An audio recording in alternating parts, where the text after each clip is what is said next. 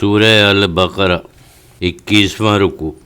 ما قبل رکوع میں اللہ کی وحدانیت، اس کی شان رحمانیت اور ان لوگوں کا ذکر ہوا جو اللہ سے محبت رکھتے ہیں اور ان کا بھی جو اللہ کے ہمسر ٹھہراتے ہیں۔ اب مسلمانوں کو آگاہ کیا جاتا ہے کہ وہ اپنے معاشرے کو سنواریں، شیطان سے بچیں، برائیوں سے محفوظ رہیں، حلال و طیب غذا سے قوت حاصل کریں، حرام و حلال کے بنیادی فرق کو سمجھیں اور اللہ تعالیٰ کے بھیجے ہوئے احکام پر عمل پیرا ہو کر راہ ہدایت پائیں تاکہ انہیں انفرادی اور اجتماعی فلاح و بہبود حاصل ہو۔ یا ایھا الناس کلوا مما فی الارض حلالا طیبا ولا تتبعوا خطوات الشیطان انہ لکم عدو مبین۔ اے لوگو، قوا کا دار و مدار بڑی حد تک کھانے پینے پر ہے، اس لیے زمین کی چیزوں میں سے حلال و پاکیزہ چیزیں کھایا کرو اور شیطان کی پیروی نہ کرو، وہ تو تم کو ایسی ہی باتوں کی ترغیب دے گا جو اللہ نے منع کی ہیں، بے شک وہ تمہارا سری دشمن ہے۔ یعنی شیطانیت کیا ہے؟ برائی کی طرف بہلا پھسلا کر لے جانا۔ انما یامرکم بالسوء والفحشاء وان تقولوا علی اللہ ما لا تعلمون۔ وہ تو تم کو بس برائی اور بے حیائی کا حکم دیتا ہے اور یہی سکھاتا ہے کہ اللہ پر وہ باتیں جوڑ جو تم قطعی نہیں جانتے، یعنی اللہ پر وہ بہتان باندھو جس کا تمہارے پاس کوئی جواز نہیں۔ وَإِذَا قِيلَ لَهُمُ اتَّبِعُوا مَا أَنزَلَ اللَّهُ قَالُوا بَلْ نَتَّبِعُ مَا أَلْفَيْنَا عَلَيْهِ آبَاءَنَا أَوَلَوْ كَانَ آبَاؤُهُمْ لَا يَعْقِلُونَ شَيْئًا وَلَا يَهْتَدُونَ۔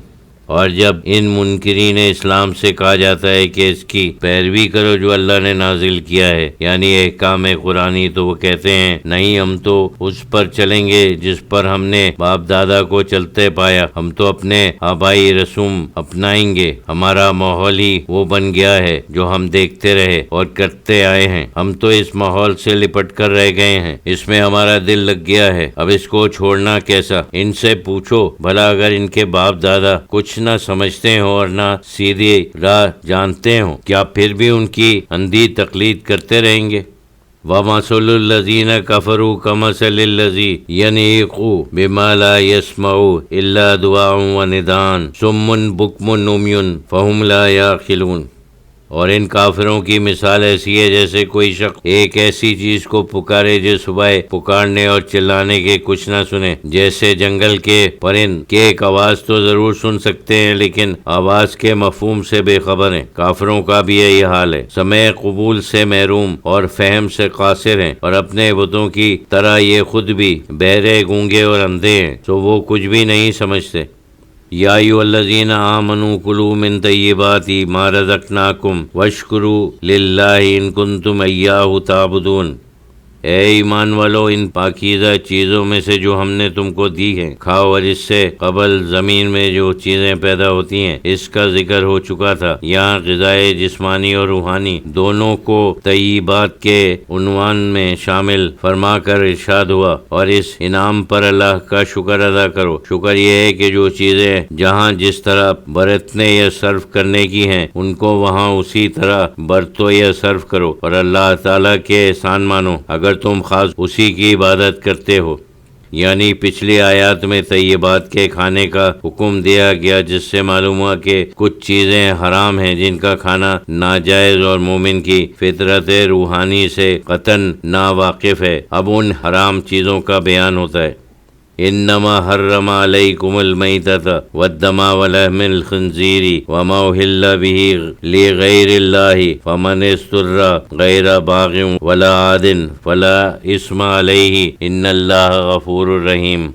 اس نے تم پر یہی حرام کیا ہے، مردہ جانور، لہو، سور کا گوشت اور وہ چیزیں جس پر اللہ کے سوا کسی اور کا نام پکارا گیا ہو۔ پھر جو کوئی بے بس ہو جائے، حرام چیز کھانے پر مجبور ہو جائے اور نہ کھانے سے زندگی خطرے میں ہو، نہ فرمانی کرنے والا نہ ہو، طالب لذت نہ ہو اور نہ ضرورت کی حد سے بڑھ جانے والا ہو، بلکہ محض زندگی برقرار رکھنے کے لیے کھائے، تو اس پر کچھ گناہ نہیں ہے، بے شک اللہ بڑا بخشنے والا اللہ نہایت مہربان ہے۔ یہ اس کی مہربانی ہے کہ استرار میں کچھ حرام بھی کھانے کی اجازت دی، اور یہ کرم ہے کہ بخشش سے نوازا۔ یعنی لیکن یاد رہے کہ جو لوگ نافرمانی پر ہی بس نہیں کرتے بلکہ دوسروں کو بھی گمراہ کرتے ہیں، ان سے حق پوشی کرتے ہیں، تھوڑے سے فائدے کے لیے اللہ کے احکامات کو مسخ کرتے ہیں، ان کا حال تو بہت ہی برا ہے۔ فرماتا ہے ان الذین یکتمون ما انزل اللہ من الکتاب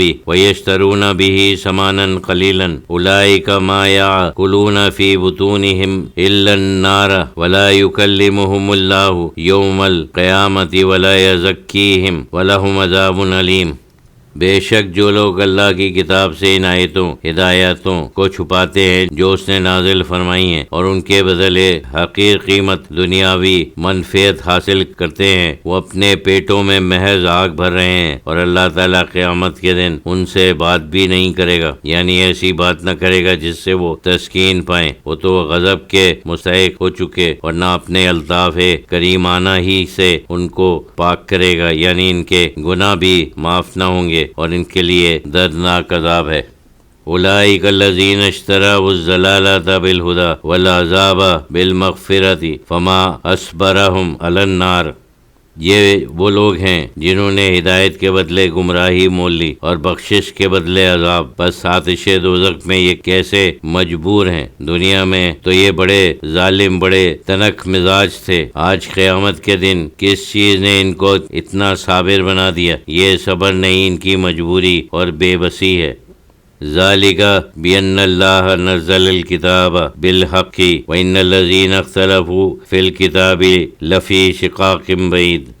یہ عذاب اس واسطے ہے کہ اللہ تعالیٰ نے حق کے ساتھ کتاب نازل فرمائی اور انہوں نے اس سے انکار کیا، اور جنہوں نے کتاب میں اختلاف شروع کیے، نئی نئی راہیں نکالیں، تو وہ اپنی ضد میں حق سے بہت دور جا پڑے، یعنی اللہ اور اس کے رسول سے دور ہو گئے۔